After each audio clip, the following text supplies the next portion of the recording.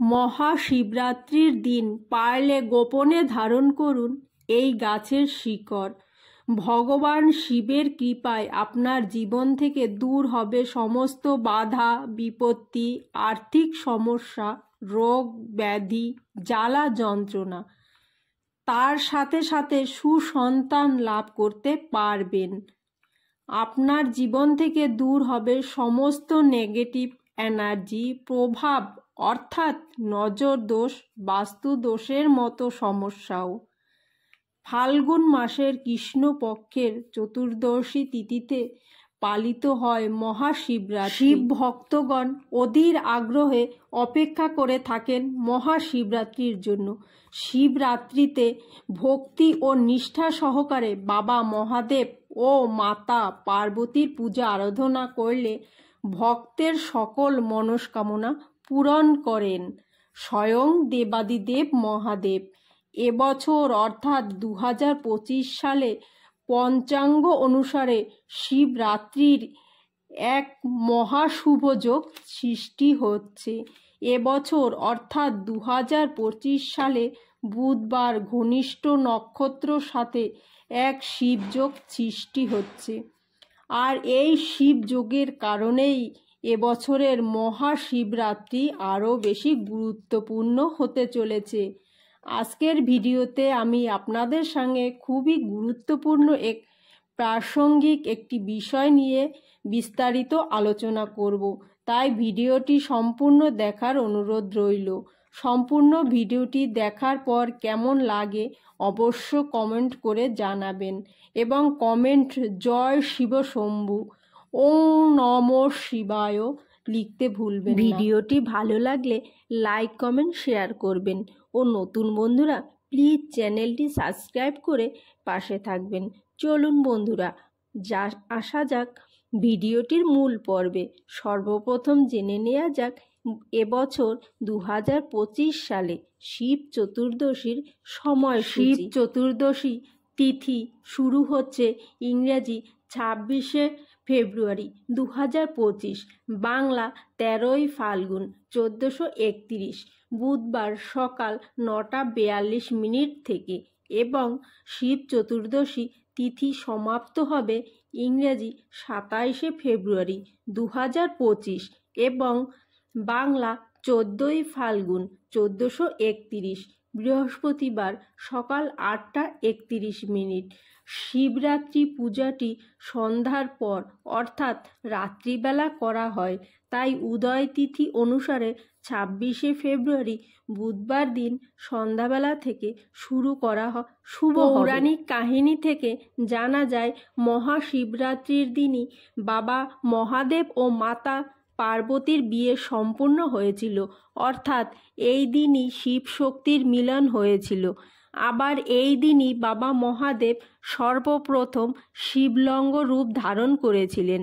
আবার মহাশিবরাত্রির দিনই যখন দেবী গঙ্গা তার বিশাল জলধারা নিয়ে পৃথিবীকে নষ্ট করার জন্য প্রবাহিত হয়েছিলেন, তখন ভগবান শিব পৃথিবীকে রক্ষা করার জন্য মাতা গঙ্গাকে তার জটাতে ধারণ করেছিলেন। কথিত আছে মহাশিবরাত্রির দিনই দেবাদিদেব মহাদেব তাণ্ডব নৃত্য করেছিলেন এবং তার ত্রিনেত্র দ্বারা সমস্ত ব্রহ্মাণ্ডকে ভস্মীভূত করেছিলেন এবং নবীন সৃষ্টির নির্মাণ করেছিলেন। প্রত্যেক মাসেই শিবরাত্রি আসে, তাকে মাসিক শিবরাত্রি বলা হয়। তবে বছরের 12টি শিবরাত্রির মধ্যে ফাল্গুন মাসের কৃষ্ণপক্ষের চতুর্দশী তিথি এই শিবরাত্রিকে মহাশিবরাত্রি বলা হয়। হিন্দু ধর্মে মহাশিবরাত্রির ব্রত সর্বশ্রেষ্ঠ ব্রত হিসাবে জানা হয়। মহাশিবরাত্রি ভগবান শিবের পূজার আরাধনা করা সর্বশ্রেষ্ঠ হিসাবে মানা হয়।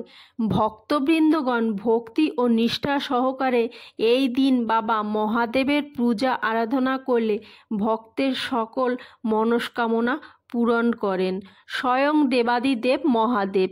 বিশ্বাস করা হয় মহাশিবরাত্রির দিন ভগবান শিব অত্যন্ত প্রসন্ন থাকেন। এই ধরাধামে যত শিবলিঙ্গ রয়েছে সমস্ত শিবলিঙ্গ এই দিন ভগবান শিব স্বয়ং অধিষ্ঠিত থাকেন।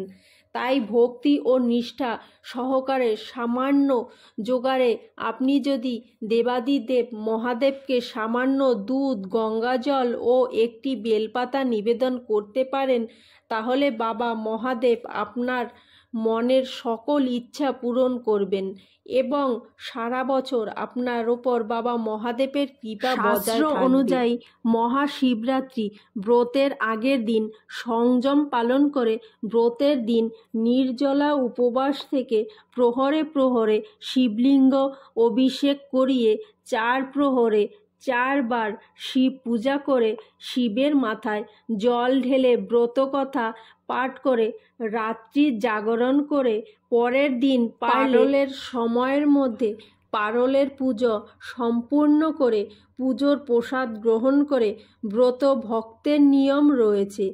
এই দিন দেবাদিদেব মহাদেবের বিশেষ কৃপা পেতে যত বেশি সম্ভব পারবেন সারা দিন বাবা মহাদেবের নাম ওং নমঃ শিবায় মন্ত্র জপ, মহামৃত্যুঞ্জয় মন্ত্র জপ, ভক্তি ও নিষ্ঠা সহকারে বাবার পুজো পাঠ ও তার সাথে সাথে দান ধ্যান করবেন। মহাশিবরাত্রির ব্রতের আগের দিন অবশ্যই সংযম পালন করবেন এবং ব্রতের দিন খুব সকাল সকাল ঘুম থেকে উঠবেন। এই দিন বেশি বেলা করে ঘুমাবেন না। মনে করা হয় বেশি বেলা করে ঘুমোলে আপনার ভাগ্য ঘুমিয়ে থাকবে। তাই অবশ্যই চেষ্টা করুন এই দিন খুব সকাল সকাল ঘুম থেকে উঠে বাসি বিছনায় হাত জোড় করে বাবা মহাদেবকে মনে মনে স্মরণ করে প্রণাম জানিয়ে দিনটি শুরু করুন। পারলে এই দিনটি গঙ্গা স্নান বা নদীতে স্নান করুন। শিবরাত্রির দিনে গঙ্গা স্নানের অত্যন্ত মাহাত্ম্য রয়েছে। যদি সম্ভব না হয় তাহলে বাড়িতেও স্নান সেরে নিতে পারেন, তবে স্নানের জলে সামান্য কর্পূর মিশিয়ে স্নান করতে পারেন।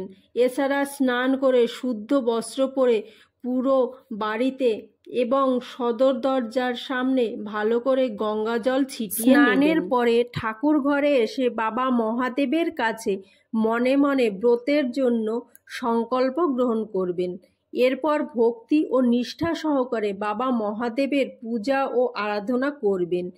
বিশ্বাস করা হয় ভক্তি ও নিষ্ঠা সহকারে পূজা ও আরাধনা করলে আপনার জীবন থেকে সমস্ত বাধা বিপত্তি, দুঃখ, দারিদ্রতা, রোগ ব্যাধি সমস্ত কিছুই খুব সহজেই দূর হয়ে যাবে।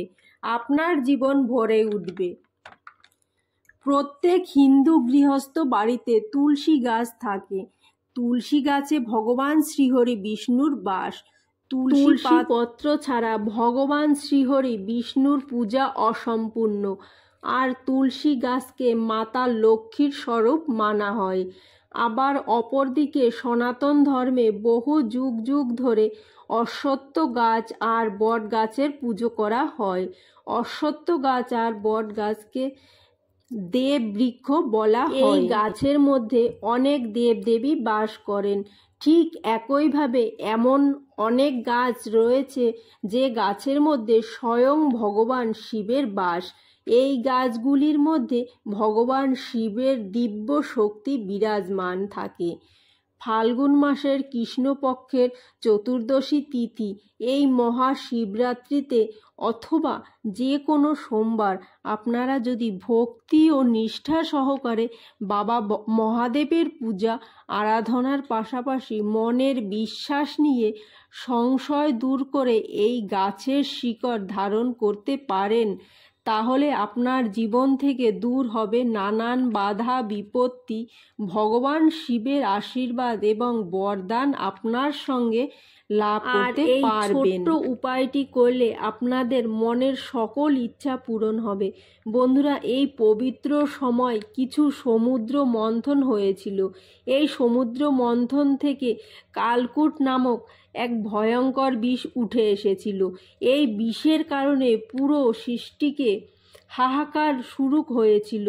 পুরো সৃষ্টি বিনাশের মুখে চলে যাচ্ছিল।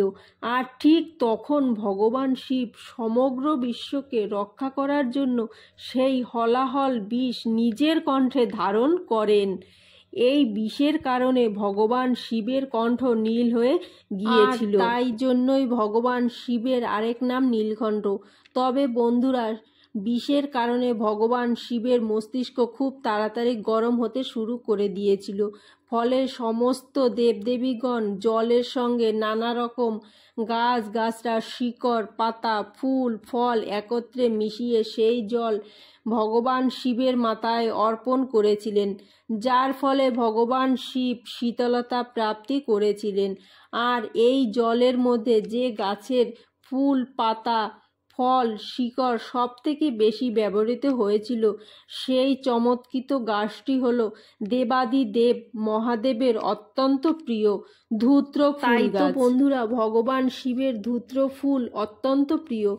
মহাশিবরাত্রির দিন খুব সকাল সকাল আপনারা ঘুম থেকে উঠবেন, এরপর স্নান সেরে নেবেন। স্নান সেরে শুদ্ধ বস্ত্র পরিধান করে এক ঘটি জল নিয়ে চলে যাবেন ধূত্র ফুল গাছের কাছে। ধূত্র ফুল গাছ সেই এক ঘটি জল নিবেদন করবেন। তারপর ধূপ দীপ দিয়ে আরতি দেখাবেন এবং তারপর হাত জোড় করে ধূত্র ফুল গাছকে প্রণাম জানিয়ে ধূত্র ফুল গাছের কাছে অনুমতি চাইবেন যে, হে বৃক্ষ, আজ মহাশিবরাত্রির দিন দেবাদিদেব মহাদেবকে নিবেদন করার জন্য তোমার শিকড় থেকে সামান্য একটু শিকড় নেব। এই বলে ধূত্র ফুল গাছকে প্রণাম জানিয়ে সামান্য শিকড় তুলে নেবেন এবং চলে আসবেন। বাড়িতে এসে সেই গাছের শিকড়টি পরিষ্কার জল দিয়ে ভালো করে ধুয়ে নেবেন। এরপর শিকড়টিতে গঙ্গা জল ছিটিয়ে দেবেন। এরপর আপনারা যদি ওই দিন বাড়িতে পুজো করেন তো বাড়িতে, অথবা মন্দিরে গিয়ে পুজো করেন তো মন্দিরে, আপনার পক্ষে যেখানে সম্ভব হবে আপনি সেখানেই বাবা মহাদেবের এই দিন ভক্তি ও নিষ্ঠা সহকারে পুজো আরাধনা করেন। এই বিশেষ কাজটি করবেন।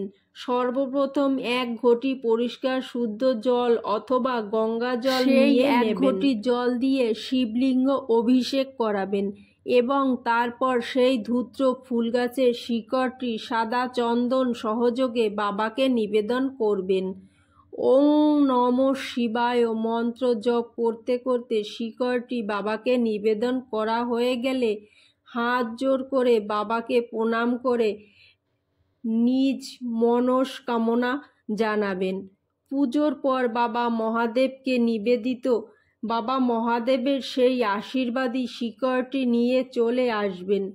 এরপর মহাশিবরাত্রির দিনই আপনারা রূপোর কিংবা তামার কোনো মাদুলি নিয়ে তাতে ভালো করে গঙ্গা জল ছিটিয়ে শুদ্ধ করে নিয়ে সেই শিকড়টি ভরে ছেলেরা ডান হাতে এবং মেয়েরা বাঁ হাতে ধারণ করবেন। বন্ধুরা, আপনারা যদি চান আপনাদের ভাগ্য বদলাবে, তাহলে অবশ্যই মহাশিবরাত্রির দিন বাবা মহাদেবের আশীর্বাদী এই শিকড় ধারণ করুন। বাবার কৃপায় রাতারাতি আপনাদের দুর্ভাগ্য সৌভাগ্যে পরিণত হয়ে যাবে, কারণ এই গাছের মধ্যে রয়েছে ভগবান শিবের আশীর্বাদ। বন্ধুরা, যখন দেবতা আর অসুরদের মধ্যে অমৃতের কলস নিয়ে যুদ্ধ শুরু হয়েছিল, তখন সেই অমৃতের কয়েক ফোঁটা মাটিতে পড়ে যাচ্ছিল। সেই অমৃতের কয়েক ফোঁটা মাটিতে না পড়ে তখন কয়েক ফোঁটা অমৃত এই গাছটির মধ্যে পড়েছিল। তাই এই গাছটির নাম হলো অপরাজিতা ফুলের গাছ। বাবা মহাদেবের সাদা বা নীল রঙের অপরাজিতা খুব অত্যন্ত পছন্দের। তবে বন্ধুরা, মহাশিবরাত্রিতে এই বিশেষ কাজটি করতে আমাদের শ্বেত অপরাজিতা গাছের শিকড়ের প্রয়োজন হবে। এই গাছের মধ্যে অমৃতের কয়েক ফোঁটা কিন্তু পড়েছিল। এই গাছের মধ্যে অনেক দেবদেবী বাস করেন। আপনাদের পক্ষে যদি সম্ভব হয় এই গাছের শিকড় তুলে আনা, তাহলে মহাশিবরাত্রির দিন সকাল সকাল ঘুম থেকে উঠে স্নান করে শুদ্ধ বস্ত্রে এই গাছের কাছে গিয়ে 1 ঘটি জল নিবেদন করুন। ধূপ দীপ দিয়ে পুজো আরাধনা করে এই বৃক্ষের কাছে অনুমতি চেয়ে সামান্য শিকড় তুলে নিয়ে এবং দেবাদিদেব মহাদেবকে পুজো আরাধনার পাশাপাশি এই গাছের শিকড় নিবেদন করুন এবং পুজোর পর রূপোর কিংবা তামার মাদুলিতে মনের বিশ্বাস নিয়ে সংশয় দূর করে মনস্কামনা জানিয়ে এই মাদুলিটি ধারণ করুন। দেখবেন বাবার আশীর্বাদে আপনাদের সকল মনস্কামনা পূরণ হবে। ব্যাংক ব্যালেন্স রাতারাতি বাড়তে শুরু করবে। তবে বন্ধুরা, এই 2টি গাছের মধ্যে যেটি আপনাদের পক্ষে সম্ভব আপনারা সেই গাছের শিকড় মহাশিবরাত্রির দিন ধারণ করতে পারবেন। অনেক অনেক ধন্যবাদ ভিডিওটি দেখার জন্য। ওং শিবায় নমঃ। জয় শিব শম্ভু।